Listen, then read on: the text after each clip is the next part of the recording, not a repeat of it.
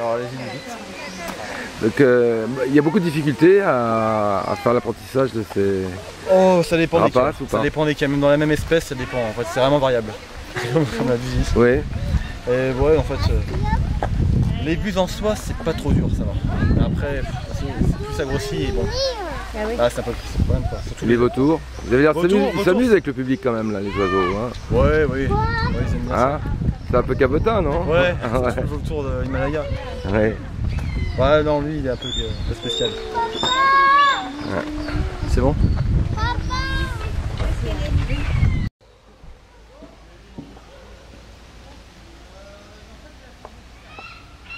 Didier, alors on est devant la volière des pigargues. Oui. Alors on va rappeler les missions aussi, ici du parc, par rapport aux oiseaux, donc conservation, Alors, protection. il y a d'abord une mission éducative, hein, Oui. c'est d'apprendre quand même ce que c'est que les rapaces. Oui. Alors les missions de conservation et de protection, la conservation, on participe à des programmes internationaux de sauvegarde de certaines espèces. Alors par exemple en France, il y aura l'aigle botté par exemple, mais au point de vue international, il y a le pigargue de stellaire, Oui. qui est un oiseau, qui est un aigle pêcheur qui vit sur la côte est de l'ex-URSS, juste au-dessus du Japon, le Kamtchatka, et dont les effectifs sont actuellement très menacés. Alors pourquoi ils sont menacés? Alors ils sont menacés parce que au bord de cette côte est de l'ex-URSS, les industries sont obsolètes, elles déversaient directement dans la nature un certain nombre de poisons, de métaux lourds, qui stérilisaient les oiseaux, qui fragilisaient les œufs, qui amenaient une baisse de fécondité. Donc aujourd'hui un certain nombre d'oiseaux ont été prélevés dans la nature. Ils ont été dispersés dans un certain nombre de parcs dans le monde entier. Ils participent à la reproduction, à créer des pôles génétiques.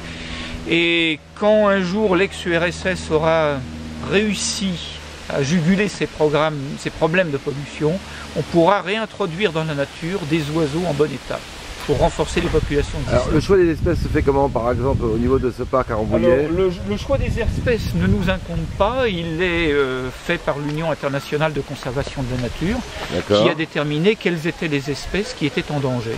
Oui, par exemple, les implantés dans le parc de Rambouillet, le pigargue de stellaire, il est dans d'autres parcs, je suppose. Il est dans d'autres parcs, il est en Hollande, il est à Los Angeles. Par contre, en France, vous êtes les... En France, on est les seuls pour l'instant. Vous êtes les seuls. Et vous avez combien à peu près de spécimens? Alors, on a 2 couples, et chaque année, ils nous ont donné entre 1 et 2 jeunes. D'accord. Oui, c'est pas beaucoup. La reproduction est faible quand même. Hein. La reproduction des grands oiseaux est quand même relativement faible. Plus l'oiseau est grand, moins il pond d'œufs. Plus l'oiseau est petit, plus il en pond.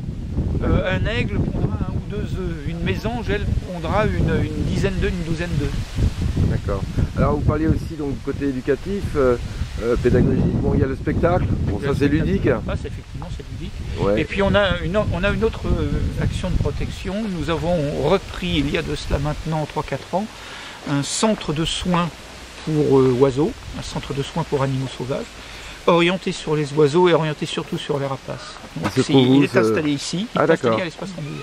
Et on peut nous apporter tout rapace que l'on trouve, blessé, malade. Et le but de ce centre de soins, c'est de réhabiliter ces oiseaux, de les remettre sur pied et de les relâcher dans la nature. C'est pas de la garder.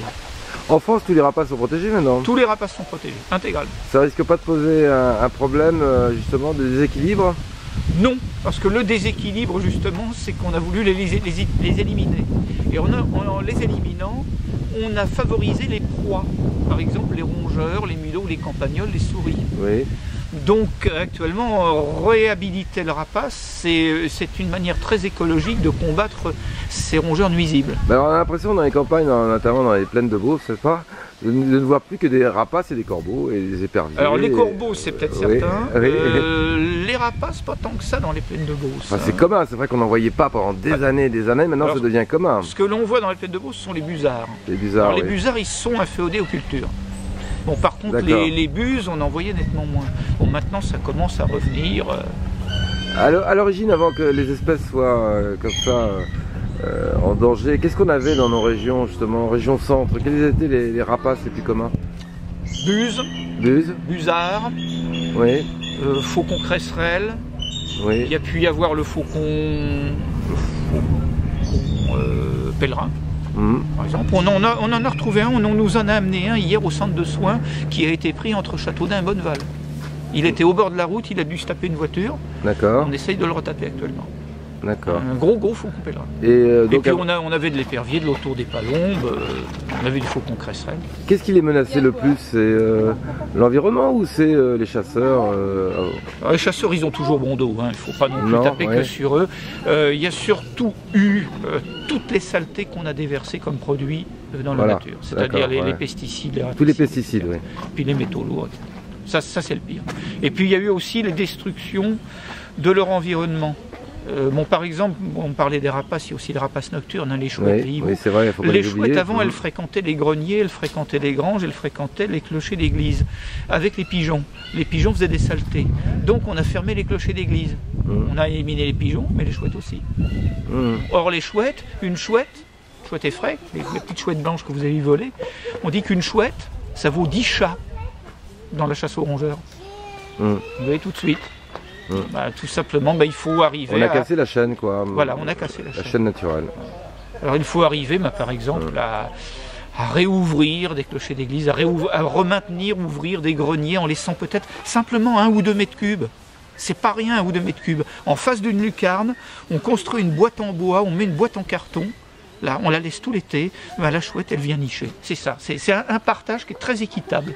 1 mètre cube pour la chouette, 200 mètres cubes pour le propriétaire. C'est équitable. Ça c'est du commerce équitable. Merci Didier. 3,5 milliards d'années, quelque part, bien cachée, dans le fond des océans, la vie prenait naissance. Et la vie est invasive. Alors la vie est partie à la conquête de la Terre. Et puis, ça n'a pas suffi, les espèces se sont multipliées. Certaines avaient déjà disparu, ça c'est le lot de l'évolution. Il a fallu conquérir le ciel. Et là, l'oiseau qui aujourd'hui représente le meilleur groupe qui a pu conquérir le ciel. Les dinosaures ont inventé la plume et dans la foulée, l'oiseau a inventé le vol. Oiseaux dont font partie les rapaces que nous allons vous présenter. 10 000 espèces d'oiseaux, 500 espèces de rapaces, à peu près, qui chassent le jour, la nuit, qui sont présents un peu partout. Et que nous accueillons tout de suite. Il y a un peu de vent, ça va faire un peu de vent. Les chouettes, les hiboux, regardez ce petit bébé qu'on vous présente là, avec Thibaut. Alors il va regarder un petit peu partout, le genou un peu importe. Il s'agit d'un petit né cette année.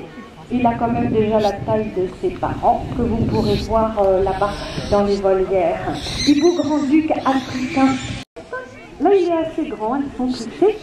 Quand ils sont tout petits, les hiboux ont la tête toute ronde, comme les chouettes que nous avons de l'autre côté avec Jean-Baptiste. Et l'Île-de-France, en France, et puis les frais est assez répandu, voire comme chez nous, des températures des régions tempérées. Voilà, pour vous le petit bébé hibou. Et puis, on va parler un petit peu des chouettes. Qu'elles naissent, qu'elles grandissent, qu'elles se reproduisent aussi, ces chouettes effraies. Très inféodée à nos habitations, la chouette effraie. On va la voir souvent. Très frais va vraiment rechercher les souris. Souris, mulots, campagnols. Effectivement, là, elles sont un peu bruyantes. Donc ça va se calmer. Tous ceux qui ont eu la chance d'avoir une nichée de chouettes effraies chez eux l'ont entendu parce qu'elles sont bruyantes, parce qu'elles marchent, ça fait tac, tac, tac sur le plancher du grenier si on n'a pas pensé à... Et puis, garder les vieux arbres avec des trous pour des espèces cavernicoles comme la chouette chevêche. Attention aux pesticides que l'on utilise dans les jardins.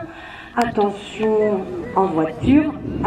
Donc les enfants, notre chouette a un superbe manteau, un anorak de plumes très efficace. Quand on touche les rapaces nocturnes, on a vraiment cette impression de douceur intense, parce que les plumes sont particulières, dotées d'un duvet, léger duvet qui insonorise leur vol. Là, c'est un petit peu plus rêche au toucher.